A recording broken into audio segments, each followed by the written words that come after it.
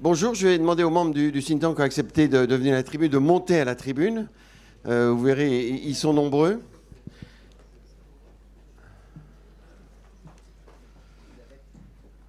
Ravi de vous accueillir dans les nouveaux locaux des Échos. Vous avez vu, c'est beau, c'est lumineux. Enfin, pas ici, mais enfin grâce aux lumières. On est très, très heureux. C'est un peu comme la remise de copie, un peu où on va mettre Elisabeth au centre, on va mettre les femmes au centre. On a à peu près la parité. Les femmes au centre, les hommes sur le côté. Voilà. On attend David Corcos aussi de Philips. C'est un peu comme la remise des prix, ou en tout cas on rend la copie, donc vous allez voir si on a bien travaillé. Ravi surtout d'animer le think tank économie santé des Échos. C'est la 7e année, 7e recommandation. Pas encore l'âge de raison sûrement, tant il reste à faire pour notre somme toute singulier système de santé. On n'aurait pas dû mettre les femmes ensemble parce que oui, une fois par mois, j'anime une quarantaine, 30-40 membres du think tank. C'est pas toujours facile, vous voyez. Mais de tout ça, on a une créativité absolument extraordinaire. Donc notre système de santé qui est aussi le ferment de la cohésion sociale, on va en parler aujourd'hui. Petit rappel pour les plus jeunes, notre objectif est simple en fait dans ce think tank, c'est d'apporter une contribution concrète et pragmatique en s'appuyant sur une démarche transversale et surtout en se focalisant sur le rôle et la responsabilisation des acteurs, que chacun ne reporte pas la responsabilité sur le voisin. Alors, on essaye d'être original parce que Dieu sait qu'il y a beaucoup de travaux dans notre secteur. Donc, grâce aux membres du think tank qui sont experts, bien sûr, dans leur domaine, mais qui sont surtout d'horizons différents, ce qui garantit la qualité, nous semble-t-il, et aussi l'indépendance de la démarche. Vous verrez dans le trombinoscope, dans la recommandation, il y a un trombinoscope où il y a tous les membres du think tank qui sont de plus en plus nombreux. Finalement, pour être crédible et légitime, pour apporter une vraie contribution, on veille à ce que le think tank soit indépendant et ouvert sur la société, se situe dans une perspective d'intérêt général qui, comme chacun sait, n'est pas la somme des intérêts particuliers. Et chaque membre s'exprime en son nom propre, ne représente pas forcément son institution, sa structure ou sa maison, mais bien évidemment, il s'appuie sur son expertise, il s'appuie sur ce qu'il connaît. Alors, on se réunit une fois par mois, le matin, de 8h30 à 10h30, ici, maintenant, de mai à février. Et l'intelligence, non pas encore artificielle, mais collective, fait son ouvrage. Et on essaye, je vous l'ai dit, d'être percutant. En fait, c'est la recommandation publiée chaque année depuis 7 ans, c'est la 7e, qui structure l'ensemble de notre démarche. À nous d'être original, pertinent, tout en étant percutant. Vous allez nous dire si on y est arrivé, pour faire bouger les lignes. Parce que, comme je disais, il y a beaucoup de travaux et parfois, on voudrait que ça avance un peu plus vite. In fine, on se demande si toujours, c'est notre obsession, si on sert à quelque chose, si on est utile. Alors, on en est persuadé, mais c'est vrai, je pense, parce que l'année dernière, avec notre reco, pour des soins de qualité, agir efficacement sur les tarifs, on a vraiment le sentiment d'avoir renforcé ce mouvement sur les tarifications, qui est aujourd'hui porté par tous. Il y a le fameux article 51 de la loi de financement de la sécurité sociale qui va se mettre en place, les innovations organisationnelles avec des dérogations sur les tarifs forfaitaires, tarifs à l'épisode de soins, tarifs à l'équipe. Et on voit bien que c'est un moteur, et ça ne concerne pas du tout uniquement la T2A. Cette année, notre sujet il nous semble encore plus crucial. Mobilisons les innovations pour réduire les inégalités de santé.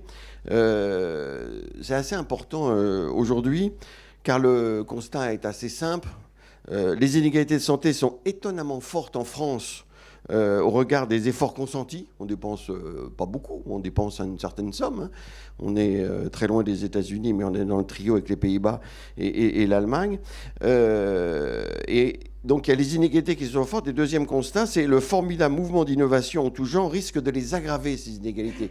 On voit sur le long terme que les innovations creusent l'écart. Enfin, il y a des travaux, vous verrez dans la recommandation qui le montrent. Alors que ces innovations, justement, pourraient permettre de les réduire si on prend quelques mesures. Alors on sait que les inégalités de santé sont bien sûr multiples, sociales, culturelles, éducatives, financières, territoriales. Et une fois qu'on a dit ça, en général, on dit, bah oui, c'est trop compliqué parce qu'il faut agir partout, il faut que ce soit interministériel, ce qui fait qu'on porte la responsabilité sur le voisin. Et en fait, ça n'exonère en rien, nous semble-t-il, la responsabilité du système de santé et des acteurs, qui peut apporter une contribution beaucoup plus importante qu'on ne croit, ce qu'on va essayer de démontrer aujourd'hui. Et en fait, c'est un vrai levier. Alors, on a fait on vous propose dans cette recommandation, quatre mesures qui vont être détaillées et 4 initiatives. Vous verrez, c'est la première fois que dans la reco, on met des initiatives, des exemples concrets, et on voit qu'il est possible d'agir. Alors, merci aux membres du think tank qui sont ici ce matin à la tribune, mais aussi dans la salle, parce que la tribune est trop petite, non, qui vont vous expliciter tout ça et en débattre avec vous à partir de 10h15, 10h30, ce qui veut dire qu'il faudra aller très vite dans chacune des interventions. Alors, Benoît Péricard. Je présente chacun: Benoît Péricard, Christian Anastasie, Michel Ballereau. Alors Benoît Péricard, KPMG, expert, tout simplement. Michel Ballereau, Fédération hospitalière privée, qui représente son président, et Béatrice Noëllet, qui participe beaucoup au think tank. Laurence Contarassus, qui est présidente de Philips.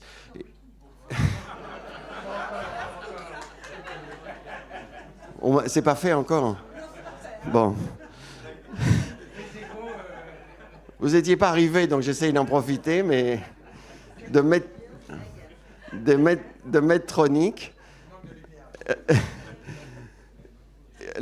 Elisabeth Hubert, qu'on ne présente plus. Anne-Françoise du ministère de la Santé, la délégation ministérielle à l'innovation en santé. Voilà, alors là, je prends mon papier parce qu'elle remplace... Sandrine Boucher, qui remplace Pascal Flamand d'Unicancer, donc qui va nous parler beaucoup de cancérologie, et c'est un sujet important comme le montre le plan cancer. Étienne Mainviel, professeur de management, Institut Gustave Roussy, et David Corcos, Medtronic. Philips, merci David Corcos d'être avec nous. Étienne Mainviel vient de sortir un livre, alors je le signale parce qu'il est tout chaud. Il sort de presse, et le titre est absolument extraordinaire, il montre toute notre problématique. Il écrit en tout petit, c'est Le patient et le système. Donc on voit bien, d'un côté il y a un patient, de l'autre côté il y a un système. On voit bien toute la difficulté. Et le sous-titre, c'est Enquête d'une organisation sur mesure. Et c'est tout à fait exceptionnel, je n'ai pas encore lu, mais il vient de sortir. Alors, je vous propose de faire 2 temps rapides. Premier temps sur le constat des inégalités de santé, parce qu'on se dit que les inégalités de santé, on ne voit pas très bien. Ce n'est pas la pauvreté. Il y a les inégalités de santé qui sont invisibles. Enfin, c'est beaucoup plus compliqué que ça. Et c'est une vraie réalité en France. Et les pouvoirs publics en parlent. Dans la stratégie nationale de santé présentée à la fin de l'année dernière, c'est cité. Mais dans le plan de transformation du système de santé, ce n'est pas cité. Donc il faut sûrement remettre ce sujet sur l'actualité, parce que c'est très, très, très important. Alors, premier temps sur l'inégalité de santé, deuxième temps un peu plus long, mais toujours avec des interventions très courtes, sur ce que propose la recommandation en fonction de chacun des membres du think tank. Elisabeth, on va commencer par vous. Vous êtes présidente de la FNEAD, l'hospitalisation à domicile, mais aussi médecin, ancien ministre, n'est-ce pas? Et auteur, alors je l'ai relu, enfin pas en entier, mais je l'ai relu hier quand même, et auteur du rapport de la mission de concertation sur la médecine de proximité que vous avez écrit en 2010, où vous défendiez déjà le droit pour tous d'accéder en tout point du territoire à une offre de santé de qualité. Voilà, tout était dit. Et donc, sur le constat des inégalités de santé, qu'est-ce qui vous frappe, Elisabeth ? Je pense qu'en réalité, et tu as raison Philippe, d'évoquer inégalité en matière de santé, et non pas simplement de se focaliser sur inégalité en matière de soins, parce que je pense que le sujet, il est bien en amont, et qu'il ne touche pas simplement le curatif, mais le préventif. Et on ne peut pas dire que le sujet n'est pas aujourd'hui sur la table, il l'est quand même largement évoqué. Moi, ce qui me frappe, c'est que pendant des années, et malheureusement, l'âge étant là, depuis des décennies, on s'est beaucoup appesanti sur des inégalités d'ordre économique. On s'est aussi, depuis plus récemment, et fortement depuis quelques années, et d'autres vont en parler, appesanti sur des inégalités territoriales. Tout cela, elles ne sont pas à nier. Moi, ce qui me frappe, c'est l'inégalité en matière d'information. Et c'est plutôt là, aujourd'hui, que se trouve le sujet, c'est-à-dire, et de toute façon, nous sommes tous les uns ou les autres confrontés à ce sujet, puisque lorsque nous avons, pour nous-mêmes ou pour notre entourage, un problème de santé grave, nous cherchons tout de suite dans notre annuaire téléphonique pour trouver la personne qui pourra nous aider à trouver le meilleur pour le traitement qui serait à administrer. Et je pense que c'est cela que nous devons le plus et le mieux combattre. Et c'est cela sur lequel nous sommes le plus en retard. Et moi, ce qui me frappe, parce que ça conjugue l'ensemble des inégalités que je viens d'évoquer, c'est de voir à quel point des personnes qui sont... d'autres évoqueront les phénomènes périurbains. Moi, je m'appesantis plus parce que c'est peut-être plus lié à l'activité que je développe aujourd'hui, l'hospitalisation domicile. C'est la difficulté auxquelles sont confrontées des personnes âgées, isolées, dans tes territoires où effectivement le nombre de personnes n'est pas considérable, mais où leur isolement, leur manque d'information, le fait qu'ils soient d'un milieu social qui ne soit pas obligatoirement favorisé, les amène à être en complète déshérence d'informations sur ce qui pourrait leur être donné en termes de santé ou en termes. Merci Elisabeth, ce que vous signaliez déjà en 2010. Sandrine Boucher, aux États-Unis Cancer, quand on reprend les différents plans cancer, le dernier et l'avant-dernier, les inégalités de santé sont pointées d'une façon très très importante. Oui, donc c'est effectivement une priorité du dernier plan cancer, une priorité qui repose effectivement sur des faits qui sont établis, inégalité effectivement sociale déjà, dont on vient de parler. Aujourd'hui, on sait qu'un homme qui n'est pas diplômé a beaucoup plus de chances de développer un cancer des voies aériennes digestives. Inégalité territoriale. On sait aussi que... qui sont aussi liées aussi aux inégalités sociales, mais on sait qu'entre 2 départements en France, on peut aller du simple au double en termes de taux de mortalité, taux standardisé de mortalité pour un homme. C'est quand même des chiffres qui sont éloquents. C'est les derniers chiffres de l'INCa, mais il y a aussi des inégalités générationnelles, on vient de l'évoquer, mais qui ne concernent pas forcément que les populations âgées. Aujourd'hui, dans nos établissements, on traite des AJA, les adolescents et jeunes adultes.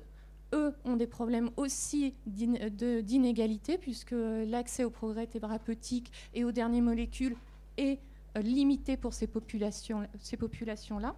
Donc aujourd'hui, on sait que ces inégalités, qui sont très bien documentées depuis de nombreuses années, se traduisent par des inégalités en termes de diagnostic, de soins et d'accès aux progrès thérapeutiques.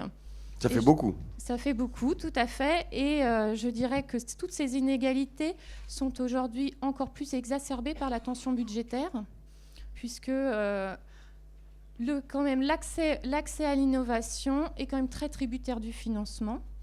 Et les tensions budgétaires, aujourd'hui, exacerbent certaines difficultés d'accès à l'innovation. Alors moi, je vais citer un exemple. Aujourd'hui, en cancérologie, on développe des tests, des signatures moléculaires qui permettent d'éviter à certaines femmes d'être traitées par chimiothérapie. Ces tests, aujourd'hui, sont mal remboursés. On a certains de nos établissements qui ont été obligés de prendre la décision de ne plus donner l'accès à ces tests pour des patientes qui ne sont pas traitées dans leur établissement. Donc, on crée de l'inéquité.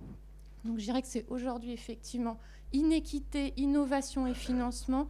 On est effectivement sur une thématique forte. Mais il y a des solutions. Là, ça va être un peu le premier temps, un peu la période des primes, je dirais, parce que on va un peu critiquer tout le système, toutes les difficultés, puis après on va faire des propositions quand même. Christian Anastasie, vous dites qu'il n'y a pas tellement d'inégalités. C'est pas tellement des inégalités d'accès aux soins, mais c'est des inégalités d'accès aux soins de qualité. Oui, parce qu'on est dans un pays, au fond, qui est marqué par les grands principes, liberté, égalité, fraternité. Donc parler d'inégalité, ça paraît un peu incongru dans un pays qui a promu le principe d'égalité, en tout cas formel, en droit, comme un principe absolu. Et donc on a souvent raisonné en termes d'égalité d'accès des citoyens, par exemple à un service d'urgence. Vous entendez dans les articles, enfin vous lisez dans les articles, vous entendez à la radio les gouvernants dire... dans notre pays, il y a un accès à un service d'urgence toutes les 20 minutes pour tous les citoyens. Enfin, 95% de la population a accès à un médecin généraliste assez facilement. Donc, on promeut cette idée d'égalité d'accès sur un territoire. Mais, comme les prédécesseurs viennent de le dire, derrière ce mot d'égalité formelle, il y a une très grande disparité d'égalité réelle. Et en particulier, l'accès à des soins de qualité est compliqué. Si on met en exemple certaines pathologies rares ou certaines interventions chirurgicales difficiles, on sait, et l'HAS le promeut suffisamment, qu'il est nécessaire d'avoir des équipes entraînées 24 heures sur 24 en nombre suffisant pour permettre une couverture des soins toute l'année. Il y a très peu d'équipes qui sont en situation de faire des actes complexes sur l'ensemble du territoire. Donc, à ce moment-là, se posent deux questions. La question, c'est, Elisabeth l'a dit, où est l'information qui permet d'aller vers les équipes les mieux entraînées, les plus performantes? Ça, c'est vraiment le sujet, pour être sûr d'avoir des soins de qualité. La deuxième question qui se pose, c'est une question en termes d'organisation. Comment on fait pour accéder à ces soins de qualité? Donc, et on va en parler dans la deuxième partie. Voilà. Laurence, il va trop vite, Christian. Laurence Contarazus, donc présidente de Medtronic. Le point de vue d'un industriel par rapport à ces inégalités, quel est votre regard? Alors moi, je vais vous donner mon point de vue par rapport à deux exemples, comme on en avait parlé. Le premier, un de vos enfants, de vos petits-enfants ou une connaissance naît diabétique de type 1 ou devient diabétique de type 1. Ça, c'est clairement une inégalité, comme le disait Elisabeth. Ça n'a pas de rapport avec le lieu ou la situation sociale. Cette inégalité, elle est réelle, elle sera encore plus importante si vous n'avez pas l'innovation technologique adéquate ou le bon parcours de soins. Là aussi, il ne faut pas se cacher la réalité. Et puis cette inégalité, elle est chronique. Elle empêchera d'ailleurs, c'est un sujet d'actualité, de faire le métier qu'il aura choisi. C'est encore le cas à notre époque. Le centre, le docteur, la famille, les innovations technologiques pourront augmenter ou réduire cette inégalité, comme on l'a dit. Mais peut-être que l'une des plus grandes inégalités, ça aura été 10 ans pour la prise en charge de la mesure du glucose en continu, qui était une innovation prouvée cliniquement et que l'on a mis 10 ans à donner à ces patients, à ces enfants dans notre pays. Ça, c'est l'une des inégalités. Le deuxième exemple, vous êtes en obésité morbide. Là aussi, qui ne connaît pas un patient, une connaissance qui est dans ce cas? Là encore, le centre, le médecin, l'innovation appropriée et puis tout simplement le parcours de soins, il ne faut pas l'oublier, augmentera ou réduira l'inégalité. Et là, on n'est pas dans la problématique de l'opération ou de la quantité de patients qu'on opère, comme on a voulu nous le faire croire il y a quelques mois. On est sur peut-être la plus grande innovation ou la plus grande inégalité, c'est comment est-ce qu'on passe d'un système de santé quantitatif, le nombre d'actes, à un système de santé qualitatif. Quand est-ce que l'on va s'occuper, en effet, du patient avant, pendant, après l'opération, et comment et quand est-ce qu'on va arriver à se dire qu'il y a des choses dont ces patients ont besoin pour vraiment qu'on soit dans l'innovation. Le psychologue n'est pas pris en charge, la diététicienne n'est pas prise en charge, et tous ces patients, ils ne peuvent pas en effet s'en sortir sans tout cela. Donc ça, c'est ça, deux exemples d'inégalité que vous pourrez retrouver dans le paragraphe 10 des exemples. Bravo, c'est bien, il faut citer, comme ça on repère. Étienne Maviel, alors le point de vue du, non pas économiste, mais professeur de management. On n'en a pas beaucoup parlé dans le think tank. Je vais essayer de me faire le porte-parole de ces débats. C'est finalement ce que tu as dit en introduction, c'est le rôle de l'innovation organisationnelle et qu'est-ce qu'on met peut-être dans l'innovation organisationnelle. C'est clair que cette relation est en fait sur le papier peut-être une source de réduction des inégalités, mais ça peut aussi les accroître, comme tu l'as dit. Je voudrais prendre un exemple concret qu'on a d'ailleurs un peu débattu ensemble. C'est le cas des 4h30 pour accéder aux unités neurovasculaires.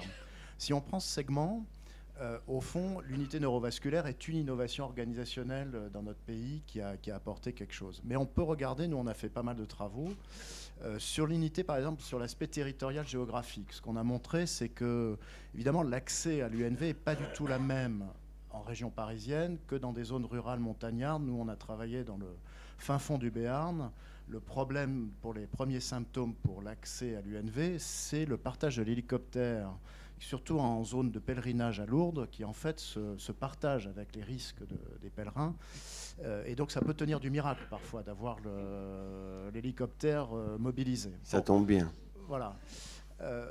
Donc déjà, c'est très contextuel, première chose. La deuxième chose, si on regarde les caractéristiques sociales, c'est évident que ce n'est pas du tout la même chose si quelqu'un est en isolement social ou s'il est entouré sur les 4h30.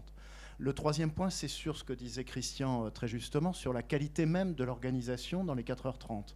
Ce qu'on a montré, c'est qu'au fond, on peut avoir les UNV, mais l'accès aux 4h30 est très dépendant de formes de coordination, parfois où il y a des défauts qui viennent se nicher dans des détails. Nous, on a montré, par exemple, qu'il y a des manques de coordination entre les pompiers, le SAMU, le médecin régulateur, qui fait qu'il y a un stop inutile dans des urgences locales et qui est une perte de chance. On a montré aussi que c'est très dépendant des jeux de pouvoir, par exemple, entre les acteurs. Si le médecin de l'UNV a une position un petit peu dogmatique et essaye d'expliquer au médecin régulateur que les recommandations de bonne pratique sont 4h30, etc., mais c'est un régulateur qui est dans une autre position peut mal le prendre. Bref, si je dis ça, c'est que je pense qu'on a essayé de développer dans le think tank cette idée que l'innovation organisationnelle, et je m'arrêterai là, c'est à la fois une question de structure, mais c'est aussi une question de management de terrain. C'est-à-dire que c'est vraiment les deux qui peuvent aider à la réduction des inégalités. Si on prend que la structure, probablement qu'on passe à côté de quelque chose. Alors David Corcos, président Philips, vous développez beaucoup l'innovation, vous êtes complètement axé sur la santé maintenant, hein. Philips n'éclaire plus, mais concentré sur la santé et sur l'innovation. Vous nous parlerez tout à l'heure d'intelligence artificielle, mais quel est votre regard sur les inégalités de santé qui sont importantes en France ? Je pense que c'est important qu'on pose et on dise le problème. Ces inégalités, elles existent, il ne faut pas les nier. Et oui, liberté, égalité, fraternité, c'est vraiment on l'affiche, mais je pense qu'on doit se dire, ces inégalités, elles existent, et qu'est-ce qu'on va faire pour les résoudre. Donc si on cherche la cause racine du problème, pour moi, c'est vraiment une question de déséquilibre entre offre et demande, notamment dans le soin. On a une demande qui explose, on le sait, vieillissement de la population, maladies chroniques, et on a une offre qui est sous contrainte et qui est de plus en plus sous contrainte, avec des budgets qui sont ce qu'ils sont et qui n'augmenteront plus. Le poids sur l'économie, il est tel aujourd'hui qu'on n'aura pas plus d'argent à investir. Par contre, il va falloir le répartir mieux que ça. Et donc ce déséquilibre entre offre et demande en économie, on le sait, il crée une tension. Soit il se résout par les prix, c'est pas possible sur un modèle comme le nôtre, soit il se résout par l'innovation. Donc on va y arriver, mais l'innovation, c'est vraiment la clé de voûte de résolution. C'est notre pari en tout cas. Voilà, oui. de ce problème qu'on ne doit pas nier, qui existe, qui est objectivé. Quand il faut 30 jours de délai d'attente pour avoir un IRM et qu'on a une variabilité de 20 jours entre certaines régions, on est dans un système qui est devenu inégalitaire uniquement sur le diagnostic.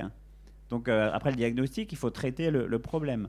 Donc n'ayons pas peur de dire qu'on est passé dans un système qui n'est plus aussi égalitaire qu'on l'a souhaité qu'il l'était auparavant, mais qu'on peut résoudre ce problème avec des innovations et avec peut-être une bascule.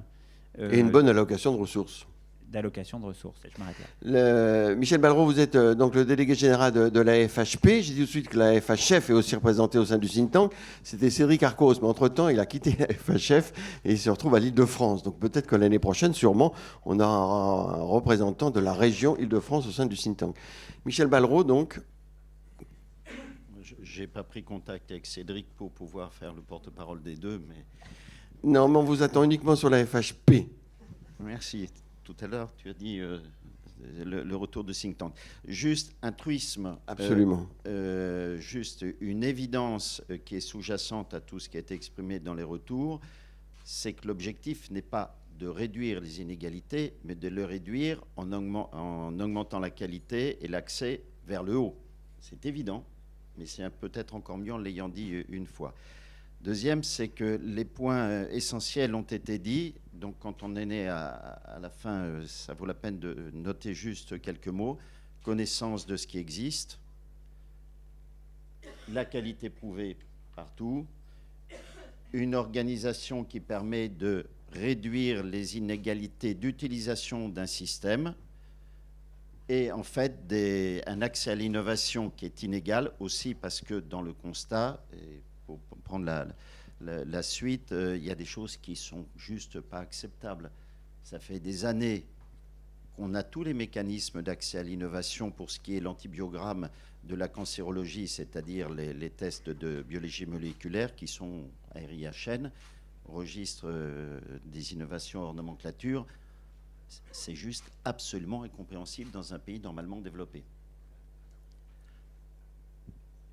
On a de la marge de progrès. Donc, pour donner une idée de la situation aujourd'hui, nous continuons dans notre pays, alors que nous avons des outils au moment où nous allons parler dans les diagnostics de transformation du système de santé.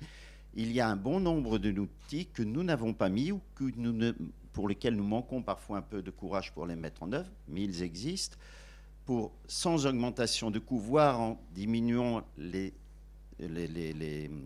actes non pertinents, les redondances, pour faire mieux sans dépenser plus. Et pour que tout le monde soit bien conscient de ce qui existe, nous voyons encore aujourd'hui des amputations pour des artérites des membres inférieurs qui ont pas... 9000, n'est-ce pas? Il y a Gérard Raymond qui est dans la salle, qui fait partie du think tank. 9000 par an amputation chez les diabétiques, c'est ça, Gérard? C'est ça. Vous voyez ce que ça représente. Et sur un autre type de pathologie, on voit encore des œdèmes aigus du poumon qu'on ne devrait plus voir depuis longtemps. Voilà. C'est ça la situation pour laquelle nous sommes tous, et c'est le résultat du think tank, redevable devant nos concitoyens. Merci. Anne-Françoise Berton, merci d'être ici avec nous, parce que vous travaillez à la délégation ministérielle à l'innovation au ministère de la Santé. Mais pour avoir la parole libre, vous exprimez en tant que vous. Mais enfin, vous êtes là quand même où vous êtes. Et on a reçu... On a reçu votre patron, c'est pour ça que vous parlez en dernier de ce premier tour de table, Jean-Yves Fagon. On a reçu donc Jean-Yves Fagon, qui est le délégué ministériel. Donc là, bon, le ministère fait beaucoup, pas assez. Quel est votre regard? Alors, l'évaluation se fait plus sur la qualité plutôt que sur les égalités, sur l'égalité. Après cette introduction qui me présente comme schizophrène, je vais essayer de faire une petite synthèse simple. C'est vrai qu'on part du principe que quelque chose d'innovant, qui a fait la preuve de sa valeur ajoutée, que ce soit d'un point de vue scientifique ou par les systèmes d'évaluation traditionnels pour l'instant, doit être accessible. Mais on l'a déjà dit plusieurs fois, dans un système économique contraint, il y a forcément un exercice de priorisation et on se rend compte que l'entonnoir de l'innovation est très grand. Il y a beaucoup de choses qui arrivent par différents canaux. On parle d'organisation, on parle de médicaments, on parle de dispositifs, de nouvelles thérapeutiques, d'actes plus ou moins associés, de e-santé, de solutions multitechnologiques. Donc ce foisonnement d'innovation fait qu'on se dit, pour que tout le monde puisse y accéder, il y a forcément l'utilisation des outils à bon escient. Et donc il faut pouvoir être agile et les faire arriver. Et c'est une sorte d'orchestration de l'accès au marché. Et de fait, ça génère inévitablement un système d'inégalité, puisque tout ne peut pas sortir au même moment, et il y a forcément un exercice de priorisation. Au même titre que dans les entreprises, dans la recherche et développement, on ne sort pas tout en même temps. Quand bien même ça aurait une bonne valeur ajoutée pour le patient chaque année, il y a forcément un exercice à faire. Et c'est d'autant plus compliqué au niveau du système qu'il y a un nombre de départements qui font que le système est quand même par essence construit avec des briques et des cloisonnements parce que il a grossi. Et maintenant, on essaye de mettre en place une vision un peu plus transversale. Mais cette agilité et cette gestion du changement pour réduire les inégalités et permettre un meilleur accès, ça nécessite vraiment une gestion du changement qui va avec. Et en même temps, comme on parle d'offre de loi, de la loi de l'offre et de la demande, le citoyen, patient, sain ou malade, a aussi la possibilité, en effet, d'être mieux informé, de manière à aller vers le système et de façon à ce que cet exercice de priorisation tienne mieux compte, finalement, des besoins et des inégalités actuelles. On reviendra sur les mesures possibles. Voilà, sur les mesures, parce que la délégation a pris conscience, grâce au think tank, non, j'exagère. Et Benoît, qui est le premier, qui est le plus fidèle, dès le premier jour, il a fait partie du think tank. Les premiers seront les derniers de ce premier tour de table. Benoît... C'est parce que je suis canal historique, voilà, et qu'on est tellement complices que tu as failli m'oublier, mais c'est pas grave. Pas du tout. C'est difficile d'être la 9e voix d'un chœur sur un même sujet. Je vais revenir sur 3 petits points très rapides. Le premier, c'est Elisabeth l'a pas balayé d'une main, mais elle a dit que les inégalités territoriales étaient bien documentées. Moi aussi, je me suis replongé dans un très bon livre d'Emmanuel Vigneron de 2011 sur les inégalités, et ce qui montre, presque tout le monde connaît bien la carte du RER, qui montre que entre 3 stations du RER, on a une différence de mortalité pratiquement du simple au double entre Port-Royal et La Courneuve.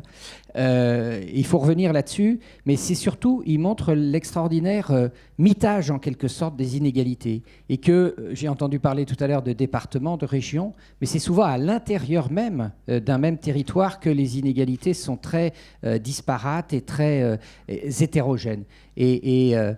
Voilà, ça je crois qu'il faut le savoir parce que c'est aussi un guide pour l'action. Deuxième remarque, les inégalités, on n'en a peut-être pas assez parlé en matière de médico-social et de handicap. J'ai eu la chance, moi, d'avoir la semaine dernière la visite présidentielle dans une crèche qui accueille des autismes, dans une présidentielle crèche de la République. Hein. Présidentielle de la République. Moi, je n'étais que président de l'association qui recevait le président de la République. Mais, il n'était pas tout seul. C'est extrêmement important de voir que s'il n'y a pas des initiatives, on en reparlera tout à l'heure, bien sûr, en matière d'accueil et justement de lutte concrète contre les inégalités, eh bien, ça n'avance pas. Et puis le dernier point, peut-être un peu singulier, c'est que, mais Christian l'a un peu dit, la richesse de l'offre n'est pas forcément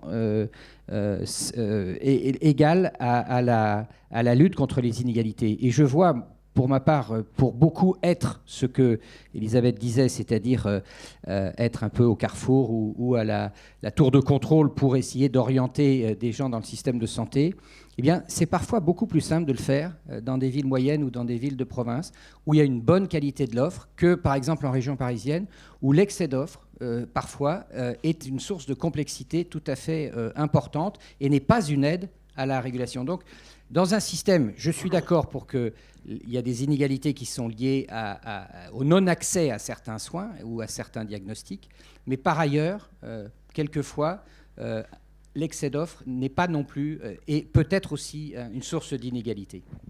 Merci Benoît. Donc, deuxième temps, on l'a vu, donc les inégalités en France de santé sont importantes. Et on ne l'a peut-être pas cité, c'est dans la reco, 7 années d'espérance de vie à la naissance, de différence entre un cadre et un ouvrier. 13%, je crois, c'est encore pire chez les hommes que chez les femmes. 13 ans chez les 5% plus riches et les 5% moins riches. Et aujourd'hui, on est vraiment à une sorte de croisée des chemins. C'est qu'on s'aperçoit que le système de santé n'est pas adapté. Enfin, bon, tout le monde le dit, la ministre en premier. Et puis, il y a cette stratégie de transformation du système de soins. Et puis, on a quand même ce fantastique et étonnant et formidable mouvement d'innovation en santé. Et ce mouvement d'innovation en santé, c'est de ce dont on va parler, ce dont on a parlé pendant un an entre nous. Vraiment, naturellement, l'innovation en santé risque de favoriser, d'accroître les inégalités. Hein, parce que c'est celui qui a le plus accès à l'information, on l'a vu, qui pourra mettre à profit pour sa santé, qui a le plus accès à la culture. Mais d'un autre côté, l'iPhone, il est diffusé partout. Donc on voit bien que l'innovation en santé peut être un levier pour réduire les inégalités de santé et globalement, pour améliorer la santé de la population française, ça nous paraît vraiment être un levier très, très, très important, peut-être le plus important. Donc de nouveau, un tour de table. Sur ce que propose le think tank. Donc il y a 6 mesures, vous lirez, il y a 14 exemples, 6 mesures ça nous paraît vraiment très très important qu'elles soient prises en compte. Alors dans le désordre, peut-être on reprend dans le même ordre que tout à l'heure, Elisabeth. Alors, comme je suis un peu empêcheuse de tourner en rond, avant de venir aux mesures qui sont des éléments de déclinaison de ce qui est les 6 mesures qui sont évoquées, je voudrais rappeler 3 choses. Tu as eu de la gentillesse, j'en suis très flattée, de rappeler que j'avais commis un rapport, comme plein de personnes qui sont présentes dans cette salle en ont commis chacun à leur moment, à leurs époques, et on sait très bien ce que deviennent les rapports, ils finissent dans un tiroir, puis de temps en temps il y a des gens qui les ressortent. Merci Philippe, c'est bien fait de l'Internet. Donc moi je voudrais mettre en avant 3 choses qui me paraissent importantes et qui vont avoir leur incidence sur précisément les mesures qui sont proposées. C'est que je pense, et ça commence à se faire, mais on a mis trop de temps à le faire, c'est sur la formation. C'est-à-dire que de faire en sorte que le monde de la santé, dans ses différents volets de formation, pas simplement les médecins, mais l'ensemble des professionnels de santé, soit formé d'une façon différente, beaucoup plus collective, c'est-à-dire faire en sorte qu'ils apprennent à travailler précocement durant leurs études ensemble, Si on n'apprend pas avant 25 ans, c'est pas après 25 ans qu'on apprend à travailler ensemble. La deuxième, et je pense aussi que à ce point de vue-là, le service civique peut considérablement aider. Donc la formation est pour les amener à se rendre compte que les lieux où on peut développer une activité de santé, et au sens large du terme, avec son volet prévention, c'est pas simplement dans un CHU. Ça me paraît un élément très important. Il faut le faire vite et accentuer, c'est engagé, mais il faut amplifier. Deuxième chose, sont présents deux acteurs de l'innovation technique en santé. Il est impératif que le haut débit soit plus présent partout. Tout le sujet de la télésanté, de la télémédecine sera regardé d'une façon différente si effectivement partout, dans chaque rue de village, il y a effectivement accès aux moyens de communication les plus modernes. La troisième chose, c'est que je crois que le rôle à l'intérieur des agences régionales de santé, il est impératif qu'il y ait, je le disais il y a 10 ans, ce n'est toujours pas le cas, des gens qui soient des experts en ingénierie de santé. C'est-à-dire qu'ils puissent être des accompagnateurs de projets. Et pourquoi je dis ça ? C'est parce qu'on évoque dans les mesures le problème des données de santé, par exemple. Les données de santé, et je l'ai dit quand j'ai parlé de l'inégalité face à l'information, il est impératif qu'on arrête de la cloisonner comme elle est aujourd'hui. Il y a une information qui est détenue en partie par la Haute Autorité de Santé, une information hospitalière qui est détenue par la TIH, et lieu saint des saints, le SNIRAM qui est détenu par l'assurance maladie. Ce n'est pas possible aujourd'hui. Mais l'Institut national de la santé a tout, en principe, non ? Et l'Institut national de la santé a tout, mais c'est pire que Fort Knox. Là, on va le répéter à Dominique Bolton, attention. Quand on évoque les données de santé, je pense que c'est un élément majeur en termes de connaissance à la fois du public, mais nous aussi de professionnels de santé. La deuxième chose, c'est que je pense qu'on ne l'a pas évoqué parce qu'il était moins encore sur le sujet avec l'article 51. Hein, la recommandation, c'est un peu télescopé. Pour avoir été un peu interrogative sur la façon dont c'est en train de se faire, et ça va bien dans le prolongement de ce que l'on évoque, c'est que je crois qu'une méthode qui est une méthode différente de celle que l'on a pu voir se développer précédemment. Qui fasse appel non simplement à des initiatives régionales, mais à de possibles initiatives nationales, ce qui est le cas. Il va y avoir une double porte d'entrée pour l'article 51. La deuxième chose, c'est une possibilité multi-projet. Associations de patients, professionnels de santé, l'hôpital, la ville, qui a des projets peut les porter. Et ça, je pense que c'est assez nouveau. On est dans un système moins cloisonné. Et la troisième chose, ce qui me paraît important aussi, c'est dans la méthode, c'est de ne pas demander à des gens d'avoir bouclé un projet, c'est-à-dire d'avoir marné pendant des mois, voire des années, pour s'entendre dire par quelqu'un en face qui n'y connaît rien, que son sujet, bien évidemment, n'est plus du tout d'actualité, que ce n'était pas comme ça qu'il fallait faire, et qu'ils sont priés de retourner à leurs chères études. Je crois que là, l'idée de la lettre d'intention et de l'accompagnement après est un bon élément. Alors, tout cela, je pense que ça peut se faire. Si derrière, l'amont, je les ai évoqués avec les 3 axes tout à l'heure, si derrière, on est capable d'aller jusqu'au bout du bout, c'est-à-dire, on a évoqué les contraintes économiques, est-ce que nous serons capables de réorienter ? C'est-à-dire de dire, parce que nous avons besoin pour financer les tests, pour financer de nouveaux médicaments, est-ce que nous serons capables de sortir du panier des choses en disant « désolé, on ne peut pas tout faire et ça on ne fait plus ». Et la deuxième chose, la question d'ailleurs a été posée l'autre jour à la ministre lors de la présentation de cet article 51, cela a été de dire, est-ce qu'on sera aussi capable dans les schémas organisationnels de dire que certains dispositifs qui ont été voulus doivent être remis en cause parce que de nouveaux vont venir les remplacer parce qu'ils seront plus efficients.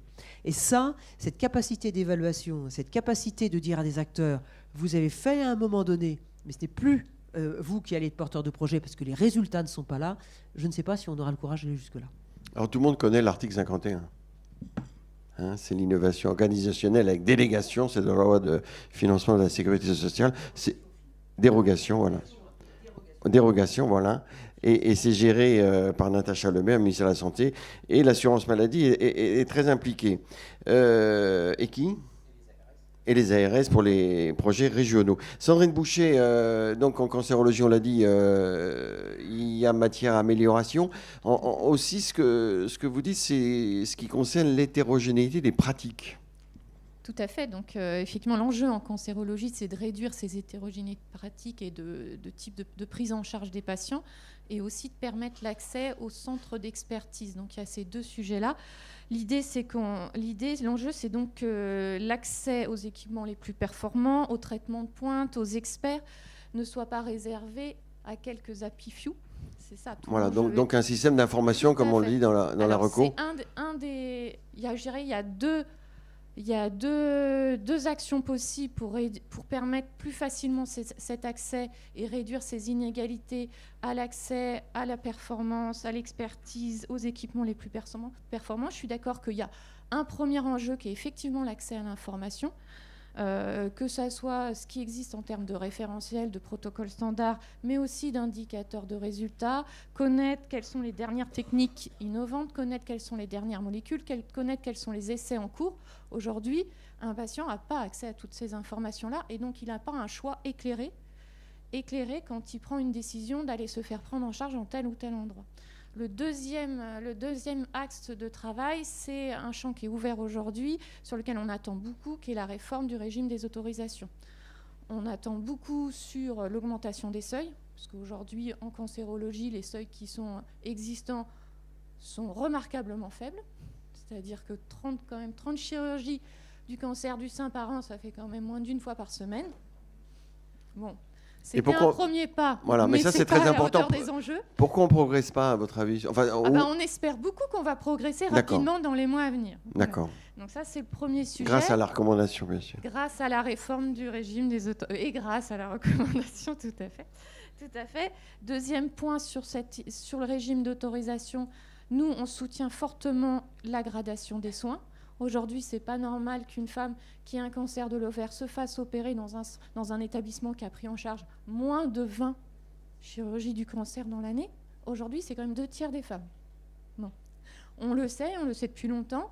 Il est peut-être temps de faire quelque chose. Donc, il y a remonter les seuils, plus les segmenter et les faire appliquer aussi. Et communiquer dessus. Voilà. Oui, alors ça, communiquer, je pense que ça sera largement communiqué auprès des établissements, on l'espère, mais il faut aussi derrière que ça soit mis en œuvre, appliqué, et qu'il y ait une vraie... qu'il y ait derrière, qu'on accepte la refonte de l'organisation de l'offre qui va derrière. Et je dirais, troisième point sur le régime d'autorisation, il faut aussi que tous les établissements qui réalisent une chimiothérapie soient soumis à un régime d'autorisation. Et pas que ceux qui ont l'autorisation. Les centres associés doivent aussi être soumis à des régimes d'autorisation. Donc on attend beaucoup de ce régime d'autorisation, et on espère que le portage pour politique permettra d'aller beaucoup plus loin que la première marche qui a été faite. Puis je glisserai un petit élément en termes de réduction des inégalités. Dans les inégalités en France, les CLCC ne pratiquent aucun dépassement d'honoraires sur les tarifs conventionnés. Et ça, c'est aussi une démarche qui permet de réduire les inégalités. D'accord. Étienne Mainvielle, vous insistez beaucoup sur l'usage de l'innovation, des innovations. Oui, alors on a 2 points. On s'était mis d'accord sur 2 points, je dois dire, en 2 minutes. 2 minutes 30, de bonheur. J'ai déjà perdu 30 secondes. Le premier, c'est quand même l'idée mais ça a été dit, donc je vais aller très vite, c'est l'innovation, il faut qu'elle soit répartie d'une manière assez équitable sur l'ensemble du territoire. Moi, je représente, et j'ai la chance de travailler à Gustave Roussy, c'est une chance parce que c'est un centre qui a l'innovation dans les gènes, si je puis dire. Donc, il n'y a pas de doute sur le fait qu'il y ait un développement d'innovation perpétuel. Après, il y a d'autres régions. Je regardais Gérard Raymond, par exemple, sur l'Ariège, Saint-Giron. Je pourrais parler du Béarn, du Limousin avec Elisabeth. La question est de savoir s'il y a la même activité, la même dynamique qui peut se développer sur ces innovations organisationnelles. Donc, une recommandation est quand même vis-à-vis des pouvoirs publics, c'est de réfléchir à des critères d'éligibilité qui tiennent compte de ces phénomènes et que ça ne se soit pas concentré uniquement sur certains lieux de référence. Et puis le deuxième point, c'est l'évaluation en vie réelle. Alors ça, je crois que c'est un thème majeur qui est partagé par les industriels, par tout le monde, les administrations publiques. C'est au fond, on est dans une démarche très progressiste sur l'innovation. La question est quand même d'avoir une forme d'évaluation qui soit souple, c'est-à-dire que ce n'est pas forcément quelque chose de totalement académique, mais qu'on ait une évaluation qui soit un peu systématique de démonstration de la valeur ajoutée, parce que sinon on va vers des grandes désillusions à court terme. Alors, évaluation en vie réelle, je voudrais juste terminer là-dessus, c'est-à-dire c'est de prendre en compte tous les usages, les comportements. Je vous donne un exemple concret, nous à Gustave Roussy, on développe un système de suivi à distance avec des portails Internet et des applications pour les patients sous chimio orale. On est en train de s'apercevoir que tous les patients nous ont répondu qu'ils ont Internet. Donc on pense qu'ils vont passer par le portail. Et en fait, dans le comportement, c'est pas si vrai. C'est-à-dire qu'il y en a qui disent qu'ils ont Internet, mais ils n'en veulent pas en fait dans l'échange, dans la relation. Ils veulent rester sur le téléphone. Il y en a d'autres qui veulent Internet, mais ils veulent maîtriser la relation. C'est-à-dire que c'est pas l'engagement du patient comme on peut l'entendre parfois symétrique. Et puis il y en a qui sont dans cet engagement bilatéral. Si on ne tient pas compte de ces comportements, forcément on peut être très contre-productif. Si on envoie tous les lundis des mails à des personnes qui en fait ne regardent pas leur portail, on pense qu'on est bien, on pense qu'on est sur une innovation, mais en fait, on n'est sans doute pas très efficace. Donc une évaluation en vie réelle, peut-être, alors on pourrait dérouler la logique après, les questions de financement subordonnées à cette démonstration de la valeur ajoutée, mais il est certain qu'il y a une consolidation sur ces formes d'évaluation, et je terminerai là-dessus, qui ne sont pas, pour l'instant, avec une doctrine aussi affirmée que ça a pu exister il y a 10-20 ans sur les essais cliniques avec les études randomisées. Donc on a besoin d'avoir une réflexion un peu collective. C'est la deuxième recommandation. Merci. Laurence Contarasus, vous, ce qui vous paraît pas le plus important, mais un point important de la recommandation, c'est vraiment d'impliquer tous les acteurs, comme on le dit, que tout le monde se sente concerné, c'est ce qu'on essaye de faire, et en particulier les porteurs de projets. C'est-à-dire tous les porteurs de projets, si on leur dit est-ce qu'il y a un critère réduction des inégalités, peut-être ça fera progresser, on en parlera après avec Anne-Françoise Berton, mais peut-être ça fait progresser la réduction des inégalités de santé par les innovations. J'ai tout dit, non. Vous avez presque, c'est ce que j'allais dire. En fait, quand Philippe m'a dit quel point tu veux porter, chez Medtronic, on a un point qu'on porte, c'est travailler ensemble et oser autrement. En fait, on aurait pu appeler ce point de recommandation pareil, c'est tout ce qu'on vient de dire en fait. Pourquoi ? Parce que le monde de la santé, en effet, il est pluriel. C'est d'ailleurs pour ça qu'on est tous aussi différents autour de cette table. Et puis que la démarche d'innovation, c'est pas une démarche solitaire. Comme le disait Elisabeth, il y a un moment, on n'innove pas tout seul, surtout quand on n'a pas les données. Et puis, orienter l'innovation vers la réduction des inégalités, c'est surtout l'affaire de tous. Donc, Elisabeth, tout à l'heure, a dit d'ailleurs institutionnel, professionnel de santé, payeur. Oui, Philippe, c'est nous, on assume, on est des industriels, on n'est pas des méchants, on pense aussi qu'on veut participer, et on veut aussi participer, comme le disait Gérard ce matin, on en discutait, avec les patients, parce que les patients, ils doivent aussi être présents. Et d'ailleurs, la réduction des inégalités de santé, c'est une des 4 priorités de la stratégie nationale de santé, on l'a vu tout à l'heure, qui s'adresse à l'ensemble des acteurs, on le répète, pour en effet les inégalités sociales et les territoriales. Et tout ça, en fait, c'est énorme et on ne pourra y arriver que tous ensemble.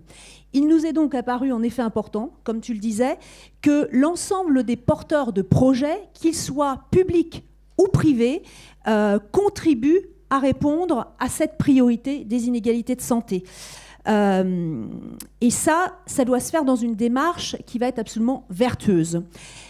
L'innovation, on l'a vu tout à l'heure, on l'a redit, elle peut augmenter ou elle peut réduire les inégalités. Mais surtout, l'innovation en santé, c'est un sujet complexe et il faut projeter son impact sur les inégalités et ça, il faut continuer à encourager l'innovation dans toutes ses dimensions. On l'a vu, technique ou organisationnelle. Cette mesure, elle est d'autant plus justifiée, Elisabeth le redisait ce matin, dans le contexte de la transformation du système de santé et des opportunités qui s'adressent à nous, et elles sont multiples, elles sont peut-être des fois presque trop nombreuses. Il y en a 3. Une réforme globale, il faut donc un dialogue global. Si chacun s'implique et se transforme, alors dans ce cas-là, chacun gagnera. Et c'est avant tout le système de santé et donc les patients qui en bénéficieront. Il y a aussi les 5 chantiers de transformation du système de santé qui ont été initiés au mois de mars et qui, si l'on souhaite vraiment qu'ils aboutissent à un changement, parce qu'il ne faut pas que ce soit que des paroles ou un article, on doit associer tous les acteurs pour pouvoir y arriver. Comme tu le disais, il y a aussi l'article 51 et là aussi, il va falloir vraiment travailler sur ce sujet. Il faut qu'on puisse intégrer ces inégalités de santé dans l'article 51. Et donc, vous l'aurez compris, c'est uniquement tous ensemble, en osant travailler différemment, en osant, comme on le disait, arrêter de faire des choses que l'on a tous pris pour acquis, que l'on pourra vraiment transformer notre système de santé et détruire les inégalités de santé. Merci. Benoît, le territoire, ça c'est Il est fanat du territoire. Donc c'est important que ça se situe au niveau du territoire, on le lit bien dans la recommandation. J'insisterai sur 2 points. D'abord, on est 9 et il y a 6 recommandations, donc on ne peut pas tous impliquer sur une recommandation. Et la première est importante, c'est impliquer tous les acteurs de santé et ça vient d'être illustré de façon magistrale. Mais il faut peut-être aller aussi au-delà des acteurs de santé. Et je crois qu'il faut aujourd'hui faire un acte de confiance à ceux qui s'intéressent de l'extérieur au système de santé. On pense tous aux startups qui ont quand même, depuis 5 ans, démontré une extraordinaire imagination pour faire bouger les lignes du système de santé, en adaptant à la fois en adaptant des solutions qui ont été trouvées ailleurs. On pense à Doctolib ou autres, mais il y a les 2 dernières des exemples qui sont dans la recommandation, qui sont, je crois, extrêmement intéressantes. Pourquoi ? Parce qu'elles permettent aussi de recentrer les acteurs de santé sur leur cœur de métier, et notamment dans ce temps qui va peut-être pas durer très longtemps, mais de pénurie de temps médical, de recentrer le médecin sur son cœur de métier. C'est une antienne, je dirais, permanente. Alors, que ce soit adapté au territoire, c'est évidemment une nécessité absolue, et c'est effectivement le rôle des ARS. Alors, certes, j'ai entendu hier dans une réunion des économistes de la santé qu'on plaidait tous pour qu'il y ait de vraies transformations au niveau national suffisamment importantes pour faire bouger le système. Mais je crois que, Elisabeth l'a dit aussi tout à l'heure, dans la méthode, il faut un mixte entre des initiatives régionales et des initiatives nationales. Et il faut que les initiatives régionales elles soient accessibles et que surtout l'administration aujourd'hui ne réponde pas par une réponse bureaucratique qui est quand même la crainte énorme de beaucoup aujourd'hui des acteurs sur le terrain. Il faut absolument que cet accompagnement se fasse et se fasse de façon intelligente au sens le plus étymologique du terme. Merci. David Corcos, vous êtes un industriel, tout le monde le sait, et vous faites le pari que l'intelligence artificielle va permettre de réduire les inégalités de santé. Donc on en parle évidemment dans la reco, mais c'est comme la langue d'Ésope, ça peut être le meilleur comme le pire. Comment faire en sorte justement que l'intelligence artificielle soit utilisée pour réduire, en tout cas participe à la réduction des inégalités de santé ? La solution au problème qu'on a posé, c'est de faire plus de qualité des soins. Numéro 1, si on arrive à faire plus de qualité des soins... Pour tous, définitivement, on réduit les inégalités. L'intelligence artificielle, ça permet de mettre dans des outils aujourd'hui aux mains des médecins, des outils du quotidien, plus d'intelligence pour réduire la variabilité. On a parlé de pertinence, on a parlé de variabilité entre les différents soins qui sont prodigués. Quand on utilise des algorithmes fondés sur une littérature médicale prouvée, issue de la recherche scientifique, des meilleures publications, par exemple de rang A, on le met, on le code, on le met dans des outils du quotidien, par exemple des échographes sur lesquels on travaille, et on arrive à rendre ces outils de plus en plus intelligents pour aider le médecin à faire un meilleur diagnostic. Aider aujourd'hui le médecin radiologue, peut-être demain aider le médecin qui ne serait pas radiologue. Donc on étend en fait, pour augmenter le temps médical, qui est une ressource rare, et bien, au fur et à mesure du temps, on va chercher à augmenter le nombre de praticiens en leur donnant des outils intelligents pour augmenter ce temps médical. Et peut-être demain vers une infirmière qui aura été formée. Donc on rend ces outils intelligents fondés sur la recherche médicale, et derrière on les met dans les mains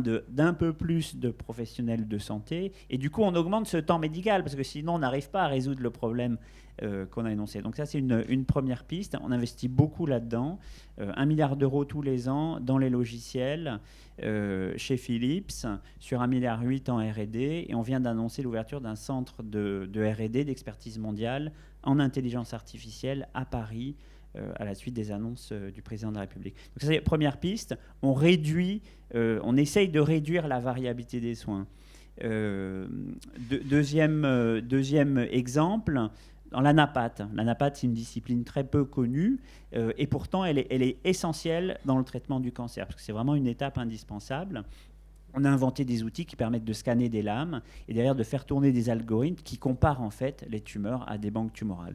Et donc on aide le médecin anapathe et demain l'ensemble de la chaîne à supprimer en fait un goulet d'étranglement qui aujourd'hui crée ces temps et ces files d'attente. Et donc en multipliant ce type d'exemples, de projets, on va réussir, si le système le prend, l'adopte, et si le système commence à réinvestir du temps qui aujourd'hui, ou du temps et de l'argent dépensé dans la thérapeutique, beaucoup dans les médicaments, on le réinvestit en amont et on arrive peut-être à mettre un peu plus sur du diagnostic, un peu plus sur de la prévention et du coup, on évite des dépenses en aval. Donc il y a un vrai enjeu, mais concrètement, on peut faire plus de qualité des soins, on peut réduire la variabilité, la variance, et du coup améliorer le soin et la santé de nos populations.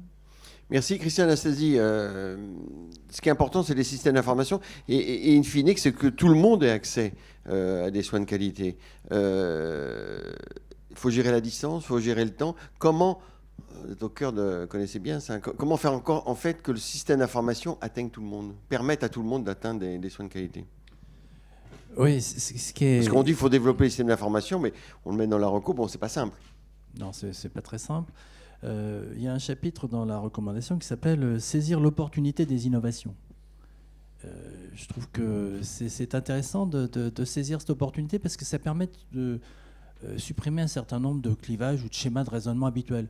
Benoît rappelait tout à l'heure les écarts de mortalité entre 3 stations de RER.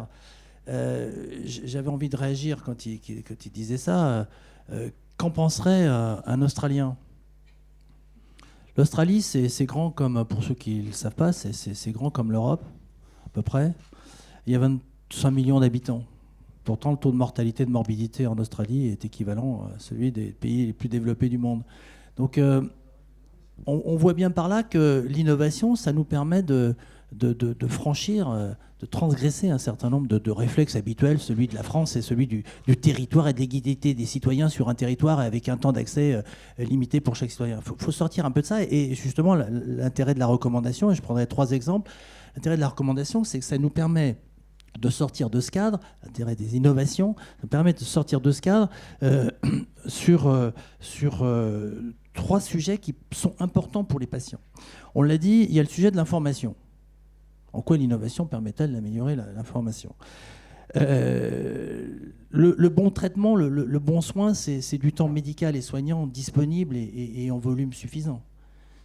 Et la troisième idée, c'est ce qu'a évoqué Étienne tout à l'heure, c'est qu'il faut qu'il y ait un système d'organisation, une organisation qui soit innovante pour permettre un accès. Alors je vais prendre 3 exemples qui sont cités dans la recommandation pour vous donner envie de la lire.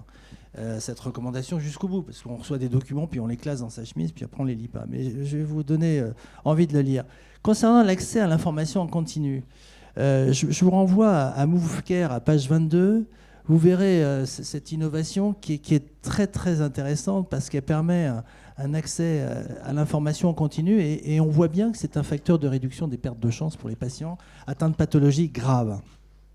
Donc ça, c'est pour le chapitre information. Pour le chapitre temps soignant, eh bien, temps médical et temps soignant, je vous renvoie à la page 33 avec HemoQuest, ce robot qui permet de suivre les patients hospitalisés en ambulatoire. On voit bien que le virage ambulatoire a induit qu'on restait de moins en moins longtemps à l'hôpital. Donc on est là pendant moins de 12 heures à l'hôpital, puis après on rentre pendant 15 ans dans sa pathologie chronique. Donc là, en 12 heures, on a un peu de temps médical, mais après on se retrouve tout seul à son domicile, et puis là, il n'y a personne qui nous parle. Et justement, l'innovation nous permet d'avoir une meilleure gestion d'un temps long en relation avec les professionnels. Et puis... On a parlé des distances. Je me suis mis tout à l'heure dans la peau d'un kangourou, mais c'est vrai que la réduction des distances permet les innovations permettent de les réduire d'une façon exemplaire. Je prends cet exemple que vous avez page 23. C'est pas parce que mon ami Étienne est là, mais l'expérience Capri de IGR est une expérience tout à fait intéressante qui permet de suivre à distance des patients. Donc on voit bien que les innovations, elles sont protéiformes et l'objet de la recommandation, c'était justement d'essayer de canaliser toutes ces innovations sur quelques sujets clés. Et on voit que s'il y a une coordination entre, d'un côté, des objectifs attendus définis par les pouvoirs publics en termes d'information, en termes d'accès de réduction des distances et d'accès à du temps médical, on voit bien que les innovations permettent de répondre à ces objectifs-là. Et au fond, c'est ça qu'il ne faut pas perdre de vue. Il ne faut pas perdre de vue le lien entre des innovations qui sont protéiformes et des objectifs de santé publique qui doivent être rappelés. Et notre objectif, et c'était l'objectif de la recommandation, c'était de mettre en rapport à la fois ce côté protéiforme des innovations et les objectifs de santé qui sont très clairs et qui sont relativement réduits. Et il faut faire coordonner les deux. Et je pense que j'ai essayé de vous donner de l'appétence pour lire les recommandations. Elle est vraiment très, très intéressante sur plein de sujets. Christian Anastasie, on l'invite pour la prochaine réunion. Michel Ballereau, donc vous, ce qui vous a intéressé plus particulièrement dans cette... Enfin, le point sur lequel vous vouliez parler, c'est réduire les écarts de pratique. Exactement, axe 4. Et on donne plusieurs exemples qu'on a tirés de la littérature. Il y a des écarts de pratique qui sont très importants, ce qui conduit à des inégalités, et pas forcément financières, territoriales, enfin, de diverses sources. Axe 4, réduire les hétérogénéités de pratiques. Alors effectivement, il y a plus de personnes que d'axes. Juste quelques éléments. Dans le plus difficile de ce qui nous reste à faire, c'est l'évolution culturelle. Premier sujet, ensemble. Essayer de soigner sans avoir ceux qui soignent, ce n'est pas possible. Retirer les industriels, il n'y a plus de matériel. Retirer ceux qui financent, il n'y a plus de possibilité de construire ou d'acheter du matériel. C'est juste sur le mot « ensemble ». On pourrait d'ailleurs, en même temps, et on vient de le faire, regarder ce qui se passe dans d'autres pays, et notamment dans l'Union européenne. Deuxième sujet, nous sommes un des pays dans lequel nous avons à la fois du public et du privé. Nous sommes le pays dans lequel il y a le plus, pour les établissements de santé, de privés au sein de l'Europe. Dans le public comme dans le privé, lorsqu'on prend des rendez-vous, il y a des dépassements d'honoraires. Dans le privé comme dans le public, dans les deux, lorsque c'est en urgence, il n'y a aucun dépassement d'honoraires et on peut partout être pris avec l'aide médicale, quelles que soient les difficultés financières. Réduire les hétérogénéités, c'est aussi avoir recours à tout le système. Nous devons savoir qu'il y a des urgences publiques surchargées pendant que d'autres ne le sont pas forcément, avec des applications qui permettent de le savoir sur son smartphone. Et que la régulation, c'est-à-dire le SAMU, le Centre 15, oublie assez souvent, alors qu'ils se connaissent parfaitement, d'adresser dans la filière neurovasculaire ou dans la filière de réanimation, tout simplement dans les urgences du privé. Utilisons tous les outils que nous avons. Deuxième sujet, quand on parle à la fin, on fait forcément Vous n'êtes pas le dernier, là, non? Je ne suis pas le dernier. Anne-Françoise, on garde pour la... Donc je vais aller sur le financement, puisque c'est un des sujets. Le dernier point sera les autorisations. Sur le financement, nous avons aujourd'hui un système qui est probablement le pire, à l'exclusion de tous les autres. C'est la tarification à l'activité, donc à ce que l'on fait, que ce soit parcours de soins. Lorsqu'on travaille sur le médicament, pour changer un peu, on est sur la valeur ajoutée au service médical rendu. Lorsqu'on travaille sur la pratique médicale, sur le paiement des établissements de santé, publics ou privés, on est sur l'étude nationale des coûts. Autrement dit, plus vous coûtez cher, moins vous êtes efficient, toute contrainte étant égale par ailleurs, bien entendu. Mieux vous serez rémunéré. C'est exactement l'inverse. Nous devons réfléchir à la façon dont nous rémunérons les différentes pathologies. Je répète, toute contrainte équivalente. Troisième point, et je terminerai, sur la notion de réduction des inégalités. Il n'y a pas que les seuils et les seuils administratifs. L'objet, c'est de soigner des gens. Donc l'objectif, c'est de vérifier la compétence dans les lieux où l'on soigne, avec les équipes qui soignent. cette étude de la compétence, elle ne peut se faire si on y inclut la pertinence et question la qualité prouvée de l'activité. Je vous laisse regarder à froid. Elle ne peut se faire que par des pairs, par ceux qui connaissent exactement le même sujet. Quelle que soit la qualité des inspecteurs, ils n'auront pas la compétence qu'il faut pour vérifier. Ça s'appelle l'accréditation par les pairs. C'est à peu près ce que fait l'HAS en le développant un petit peu, ou ce qui se fait en biologie médicale d'une autre façon. Ça, c'est le premier sujet. Deuxième sujet, il faut un maillage de territoire. Et troisième sujet, il faut la possibilité de l'autorisation d'exercer. Mais sortons du carcan où c'est forcément une autorisation administrative donnée par l'administration. Il y a d'autres solutions. Et nous sommes à un moment où, comme vous l'avez rappelé, et c'est pour réduire les hétérogénéités, nous avons besoin de ne pas dépenser plus et de faire beaucoup mieux en regardant ce que font les autres pays. Merci. Anne-Françoise Berton, donc délégation ministérielle à l'innovation en santé. Par rapport à la recommandation, il y a deux choses. C'est des critères pour les porteurs de projets, pour l'innovation qu'on inclut. Enfin, c'est un peu la conclusion à laquelle on est arrivé dans cette recommandation. Et puis aider. Là, vous avez une proposition très claire. Je ne vais pas la dévoiler. On vous écoute. Alors, effectivement, quand on voit beaucoup de porteurs de projets présenter des innovations, ils viennent présenter la promesse d'une valeur ajoutée qui, pour l'instant, génère systématiquement une question qui est comparez-vous à l'existant et démontrez-nous que vous êtes mieux. Or, il y a un certain nombre d'acteurs de l'innovation qui viennent pas forcément du monde de la santé, on l'a dit, qui viennent du monde de la e-santé, ou donc qui viennent plutôt du monde du business, qui ne sont pas forcément de formation ni scientifique ni médicale, et qui sont très surpris et qui disent mais moi ce que je propose finalement, ça va réduire d'emblée les inégalités d'accès, ça va permettre d'être plus performant, d'être plus connecté. Et puis finalement, vous me posez plein de questions auxquelles je n'ai pas pensé et je n'ai pas la réponse, et on les renvoie à la case départ.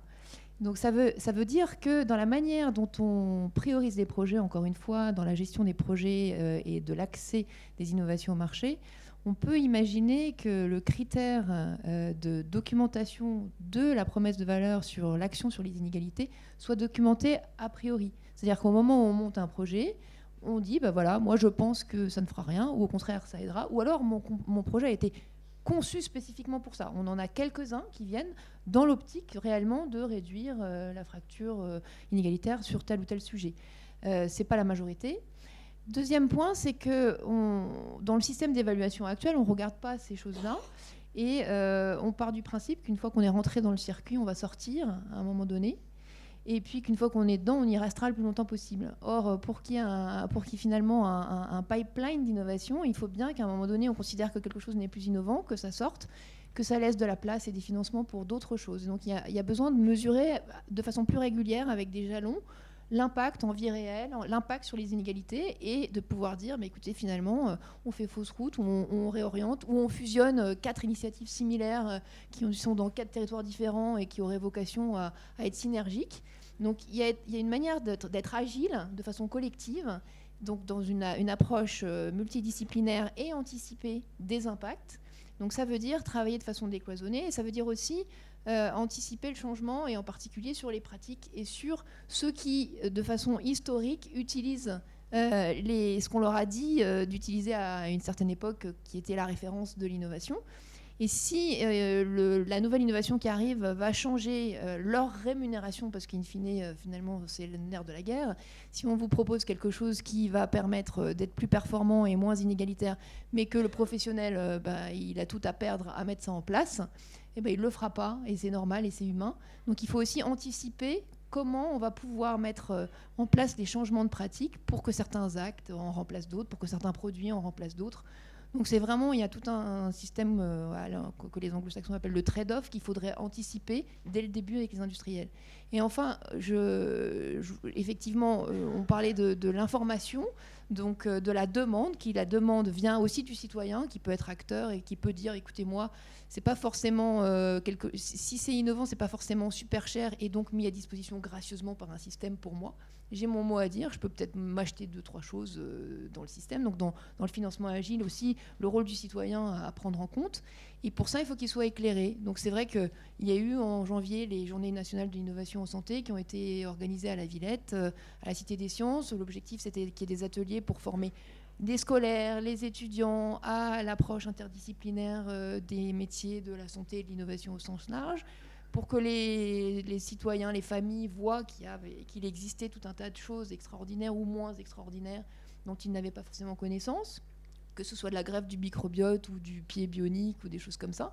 Parce que du coup, les gens vont dire, tiens, moi, j'aimerais savoir où est-ce que ça, c'est disponible, ou est-ce que je peux travailler là-dessus, ou est-ce que mon association peut contribuer à faire quelque chose. Donc il y a vraiment comment filtrer différemment à l'entrée et à la sortie, et accompagner le changement. Donc c'est informer les Français, mais ça serait un travail de longue haleine. Et puis aussi les porteurs de projets, les professionnels. Et l'idée, c'est de faire un guide, en fait. Est-ce que la délégation, vous pensez, alors vous n'êtes pas la chef, hein, mais est-ce que la délégation fera un guide et inclura le critère inégalité de santé pour avoir plus de chances d'avoir un financement ou d'être institutionnalisé donc critères et guide. Est-ce que vous pensez que c'est...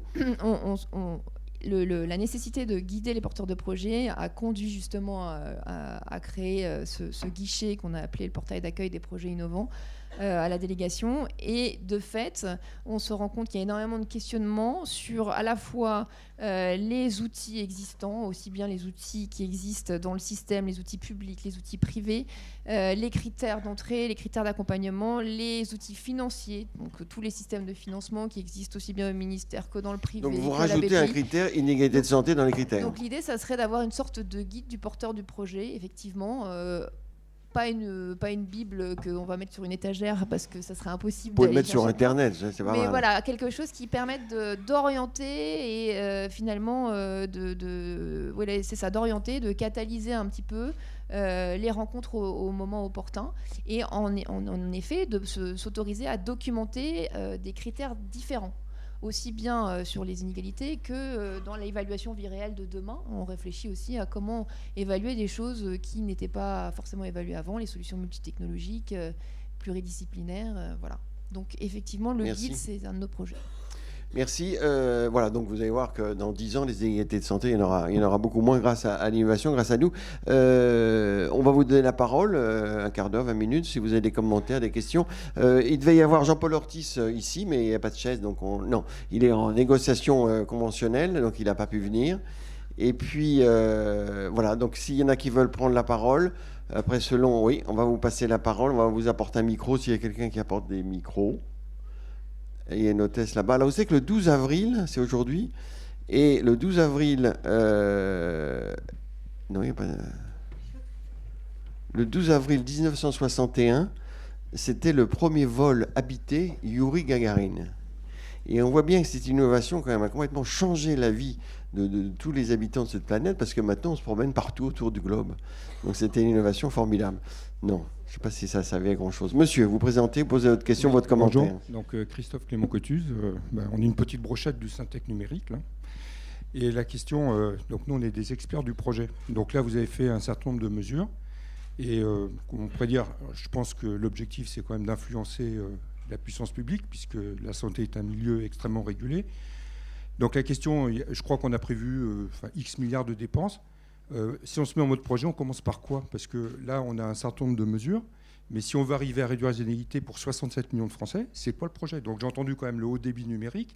Mais après, c'est quoi votre recommandation? C'est qu'est-ce qu'on dépense dans les 2 ans qui viennent pour réduire ces inégalités? Qu'est-ce qu'on dépense après? Ou est-ce qu'on continue à saupoudrer comme on le voit? Et finalement, on n'arrive à rien de réellement construit. Alors, qui veut répondre à cette question? Étienne? Enfin, je pense qu'il y en a d'autres membres du think tank. Je pense aussi à Noël Redondin qui a beaucoup évoqué ces sujets-là. Mais il y a eu un débat, effectivement, sur la stratégie de montée en charge sur l'innovation. Certains membres du think tank pensent qu'en fait, ce qu'il faut actuellement, c'est simplement accompagner des dynamiques locales avec une certaine forme d'hétérogénéité. C'est-à-dire que, d'une certaine façon, on dit l'hétérogénéité est contestable, mais peut-être qu'elle est très bénéfique. C'est-à-dire que si on dit que c'est très contextuel, Si je vous prends par exemple mon exemple, moi à Gustave Roussy, ce que je développe, je ne suis pas sûr que ça puisse être reproductible à l'identique à l'Institut Curie, ça c'est sûr, mais même dans d'autres structures de moindre importance en France. Donc il y a quand même une forme, si vous voulez, de spécificité à respecter. Par contre, ça pose deux questions. Je crois que c'est ce que disait Benoît. C'est d'abord une action publique d'accompagnement, c'est-à-dire que l'accompagnement, c'est à la fois structurant, mais c'est aussi d'être dans la gestion de projet, dans des questions juridiques, de savoir où est le guichet unique. On n'est peut-être pas très très bon en France, historiquement, par rapport à cette logique de l'accompagnement de l'action publique. Puis le deuxième point, c'est l'évaluation. C'est-à-dire que, et c'est un vrai problème, c'est-à-dire que c'est une évaluation qui ne doit pas être trop lourde. Moi, je suis un académique, donc j'aurais tendance à vouloir faire des méthodologies très sophistiquées, mais je comprends parfaitement qu'on ne puisse pas engager des grosses méthodes sur tous les projets. La question est de savoir comment, à minima, chaque projet arrive à démontrer de la valeur ajoutée. Et ex ante, comme le disait Elisabeth notamment, est-ce qu'il y a des jeux d'indicateurs, comment on fait de l'évaluation réaliste. Donc voilà, les 3 points, c'est plutôt laisser la dynamique locale et enfin, je crois qu'on est tous, dans les interventions qu'on a vues, conscients qu'il y a quand même un gisement à l'heure actuelle d'innovateurs sur le terrain, sur lequel il faut qu'il y ait de la résonance. C'est-à-dire qu'on entende ce qui est fait dans toutes les démarches d'innovation. Noël Rodolin. C'était très bien ce qu'il a dit. Vous voulez rajouter quelque chose? Benoît Périca, peut-être Elisabeth, et puis s'il y a d'autres commentaires. Chacun son rôle. Je ne pense pas qu'il soit du rôle du think tank de fixer des priorités. Il ne vous a pas échappé que pendant que nous travaillions depuis le printemps 2017, il y a eu un gouvernement qui s'est mis en place et il y a eu récemment et de façon progressive, il y a eu un certain nombre de briques qui ont été posées. Je prends l'exemple qui est peut-être le plus important, mais enfin l'axe qui est peut-être le plus important, mais si, je dis bien si, la HAS réussit à modéliser ou en tout cas à les 10 recommandations dans les 10 pathologies les plus fréquentes en France, où on arrive à avoir des recommandations, eh bien, si tous les acteurs s'alignent sur ces 10 recommandations, eh bien, je crois qu'on aura fait notre boulot. Mais ça va exactement aussi avec ce que vient de dire Étienne, c'est-à-dire qu'il faut quand même, notre message, c'est quand même de laisser beaucoup d'initiatives, bien sûr dans un cadre qui est donné, mais qui est donné par aujourd'hui, qui est assez clair dans la stratégie nationale de santé d'une part et dans les chantiers qui ont été ouverts par la ministre. Merci Benoît. Elisabeth, ça pose vraiment le problème des politiques publiques quand même. On voit bien la difficulté quand on lit un rapport de 2010, la difficulté à l'implémenter. Est-ce que la période aujourd'hui, indépendamment du changement de gouvernement, est-ce que la période n'est quand même pas tout à fait faste par rapport... non mais tout le monde dit que le système de soins est au bout du bout. Donc il faut faire quelque chose, il y a les innovations. Est-ce que ça peut être un moteur pour que les recommandations qu'on fait, nous ou les autres, soient implémentées plus rapidement ? Alors, on est au bout du bout. Enfin, encore un petit moment, monsieur le bourreau. Ça fait quand même des années qu'on est au bout du bout. On est quand même, pour un bon nombre d'entre nous, encore là. Donc, on aura encore des lendemains qui changent. On sera là encore dans 10 ans, oui. Voilà. Non, je voulais, c'est moi, je veux pas, et je veux... pour plein de raisons, vous l'imaginez bien, pas réagir sur des aspects qui seraient directement politiques. Je sens effectivement, mais comme nous tous, qu'effectivement il y a une vraie volonté.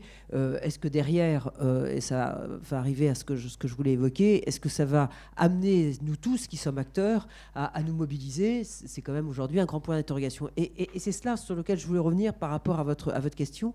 Moi, je suis très frappée. Et ça va dans le sens de ce que j'évoquais tout à l'heure sur l'information, sur les partages de données, etc. C'est sur le côté qui est encore très tunnelisé, en silo de nos fonctionnements et du travail que nous faisons.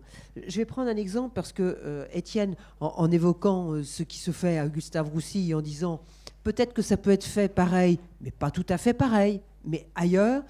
Moi, je suis frappée de voir que finalement, on ne connaît pas suffisamment. Et je pense que le travail de la délégation à l'innovation et peut-être d'autres acteurs publics, c'est très certainement de mettre à disposition la connaissance de ce qui est en train de se faire.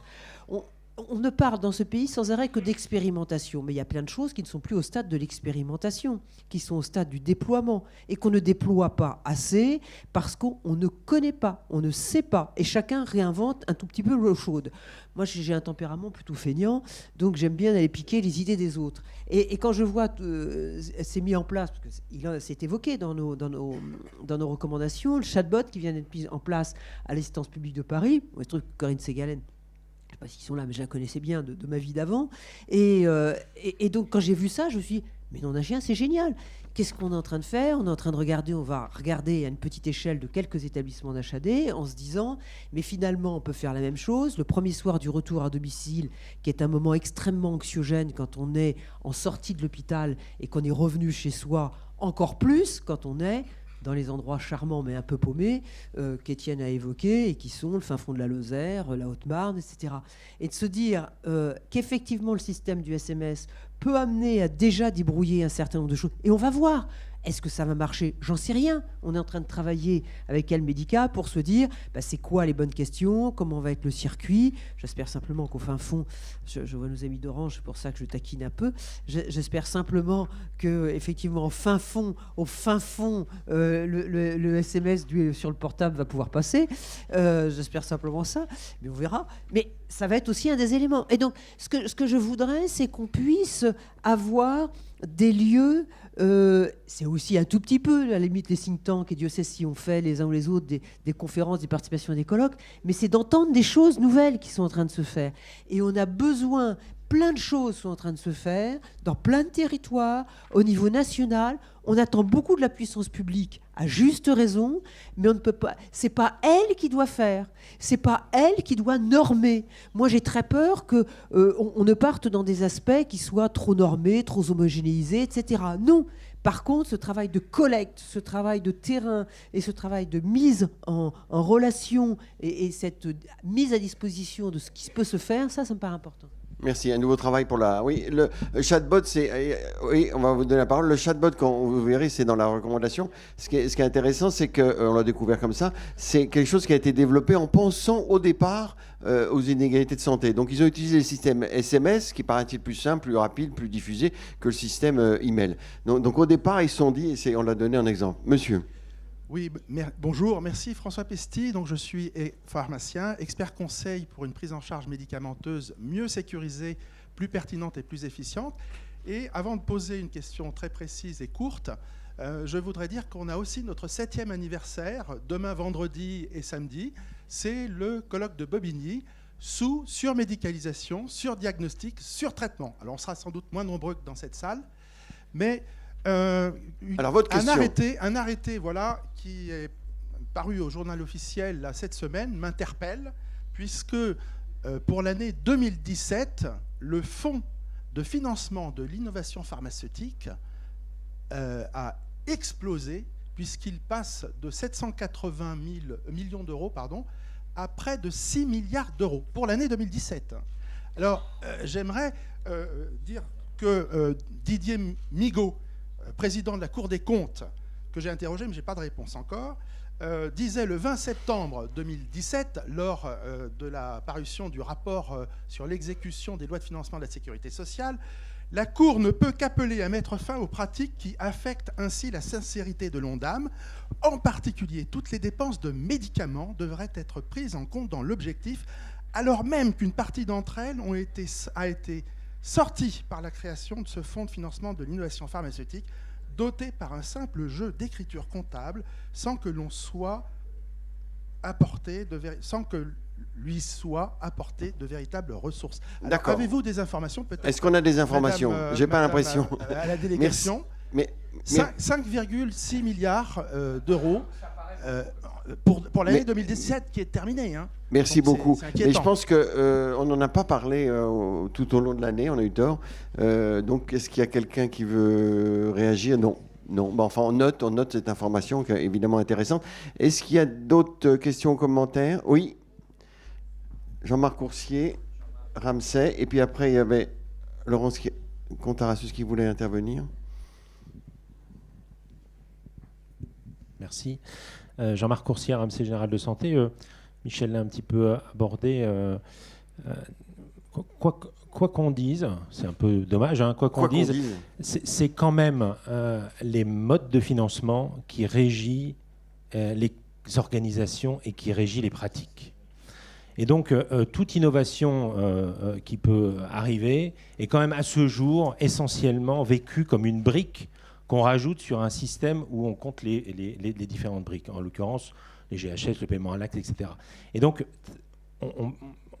je ne pense pas, mais peut-être que je me trompe, hein, qu'on arrivera à véritablement changer les organisations avec des innovations si à côté de ça, en même temps, on ne change pas les modes de financement. On va pas y arriver parce que globalement, c'est vécu très concrètement et on peut prendre des exemples concrets. Hein, c'est pas conceptuel ce que je dis, on peut prendre des exemples concrets. Quand on dit oui, c'est très bien de suivre les patients après leur séjour, ok, c'est vrai, mais au total, c'est une brique à financer, puisqu'il n'y a pas d'autre modèle économique que ce soit l'acteur de terrain qui prenne en charge à ce jour, et ce n'est pas tout de suite les patients qui vont payer. Et donc c'est vécu comme une brique à rajouter dans un système économique qui est déjà tendu. Et donc si on bouscule pas ça, ça va être de toute façon, par les gens qui sont là pour nous financer, quel que soit le mode de financement, vécu comme quelque chose qu'on rajoute en plus et donc qu'on diminue d'un côté. Et donc peut-être que la première chose à faire, c'est véritablement se poser la question, comment on arrive à ça, comment ça passera obligatoirement par une modification des modes de financement. Oui, absolument. C'est le thème de la recommandation que j'ai citée de l'année dernière. Et on en avait fait une il y a quelques années autour de la coordination. Et c'est à peu près toujours ces mêmes sujets-là. Dans la coordination, il y a la coordination d'abord des modes de financement et tout ça, quoi. Mais c'est là où l'article 51 des innovations nouvelles peut déboucher sur des nouveaux modes de financement. Enfin, c'est vraiment l'actualité, c'est important. Non, Noël Rodin n'est pas d'accord. On va vous apporter un micro.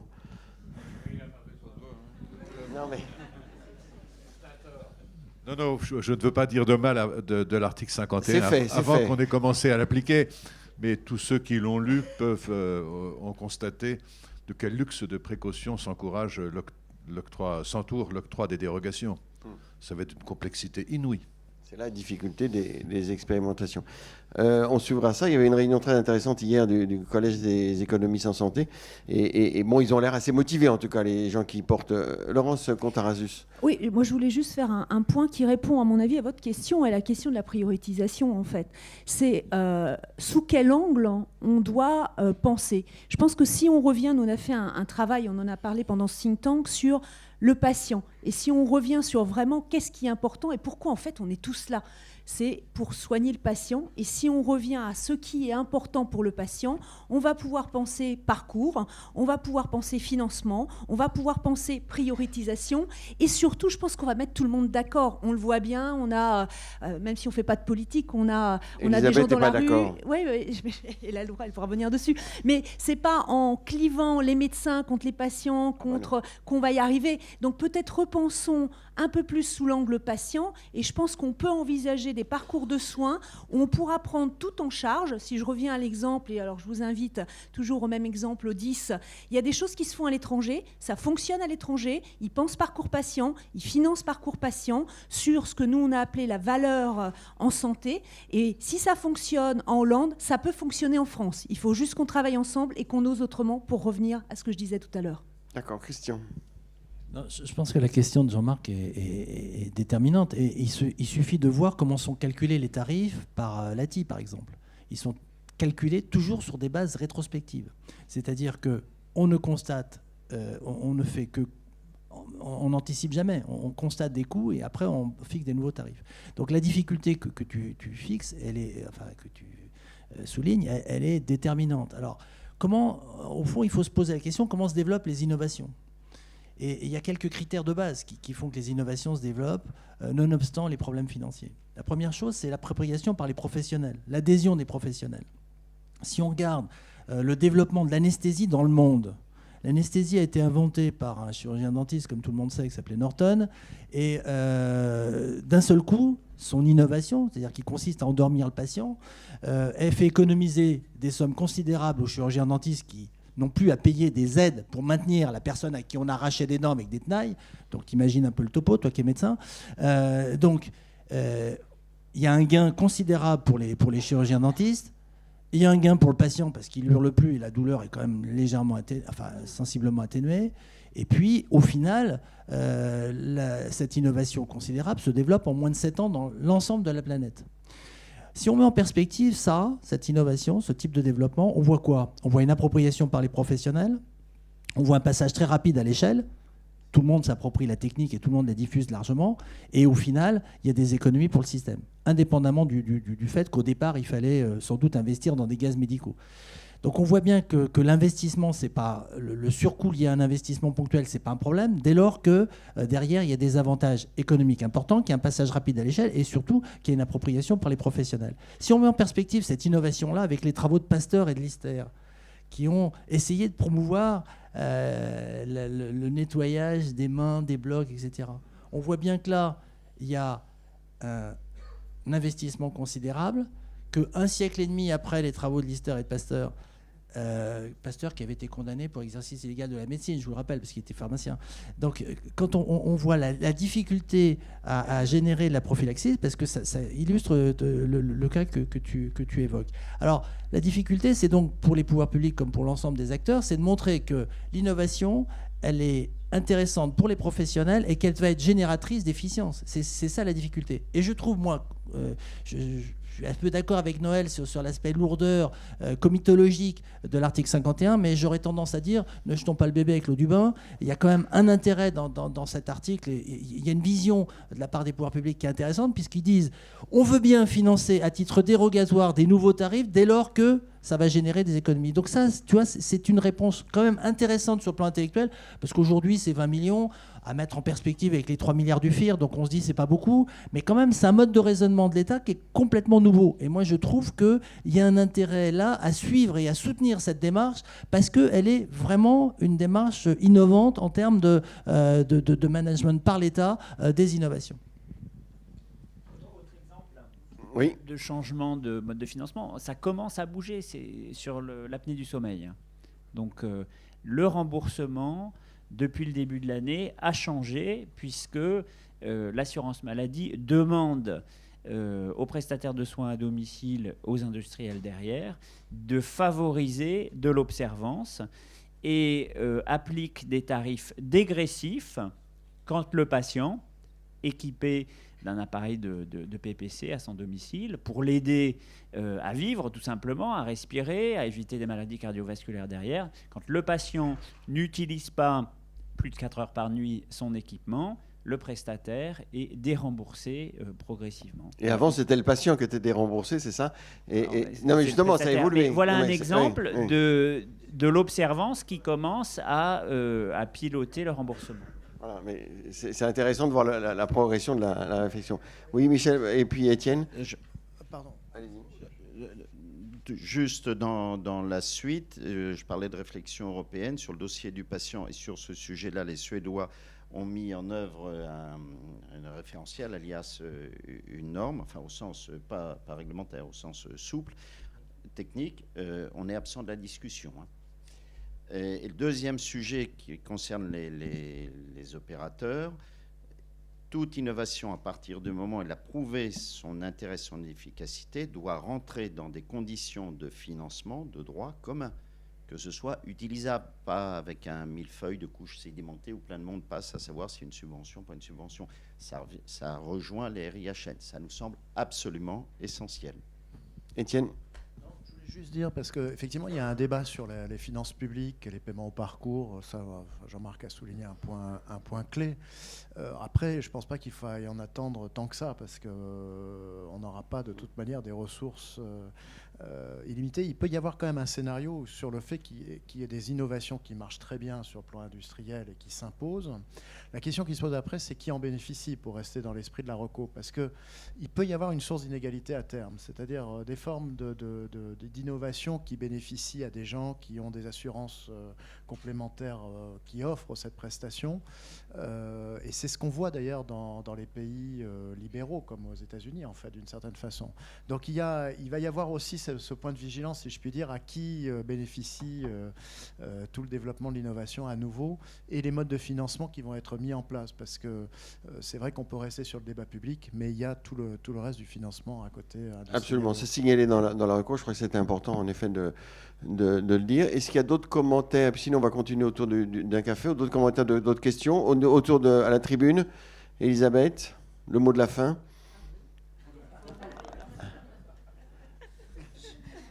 Parce qu'elle est habillée en rouge, alors on voit qu'elle, en fait.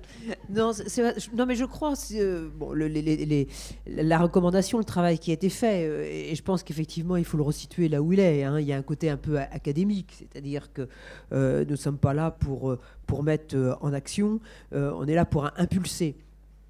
Moi, je pense que, tu le disais, c'est vrai quand même à un moment un peu sensible. Et je pense... Alors, je suis un peu moins, pardonnez-moi, un peu moins bisounours que peut-être... Vous avez dans le fond raison, mais le seul problème, c'est que on est quand même dans ce pays fortement imprégné d'années où nous avons été amenés à travailler, nous avons été formés, amenés à travailler en silo. Donc, ce n'est pas demain matin que tout le monde va effectivement se mettre autour de la table et se mettre à travailler. Donc, on ne peut le faire qu'à partir d'initiatives, mais il faut oser le faire. Et c'est vrai que dans trop de cas, y compris dans mon secteur, je vois des gens qui ont des idées, mais qui d'abord tendent la main pour se dire « Ah ben, je voudrais un financement, etc. » Il faut d'abord faire. Il y a eu un sujet, on n'en a pas parlé là, mais hôpital numérique, la façon dont l'hôpital numérique a été conduit est un bon exemple, le dernier programme. Il va plutôt être a priori continuer de la même façon. C'est-à-dire, il y a un certain nombre d'éléments de base auxquels vous devez avoir répondu, qui étaient d'ailleurs assez peu contestables. Vous pouvez pas. Très bien. À partir de là, vous pouvez prétendre à effectivement des financements. Mais il faut qu'effectivement vous nous montriez que vous êtes capable de les utiliser et de faire. Vous pouvez faire, je vous donne. Eh bien, je crois que dans ces méthodes, il faut que les uns ou les autres, on puisse s'approprier cette capacité d'initiative que nous avons et que nous devons nous-mêmes constituer nos petits noyaux d'ensemble que vous évoquiez, qui seront peut-être qu'à une échelle territoriale. Nous, à la Fédération, au regard de ce qui se fait, et on en disait 2 mots tout à l'heure avec Étienne, on a des idées et on se dit, tiens, après tout, il y a peut-être des choses à faire qui vont peut-être rentrer, on ne sait pas, dans cet article 51, mais on n'a pas envie de le faire tout seul. On va aller en parler à la FHP, à la FHF, à d'autres acteurs du médico-social pour se dire, et si on essayait d'avancer? Donc je crois qu'il ne faut pas tout attendre de la puissance publique, mais il faut aussi que la puissance publique, elle soit certainement plus cohérente dans la façon dont elle gère les choses, c'est-à-dire qu'elle ne multiplie pas elle-même les initiatives de ministère à ministère sans que les uns ou les autres ne se parlent, qu'elle soit capable d'accompagner à certains moments et d'imaginer, et puis je le répète, de capacité d'évaluation et de remise en cause.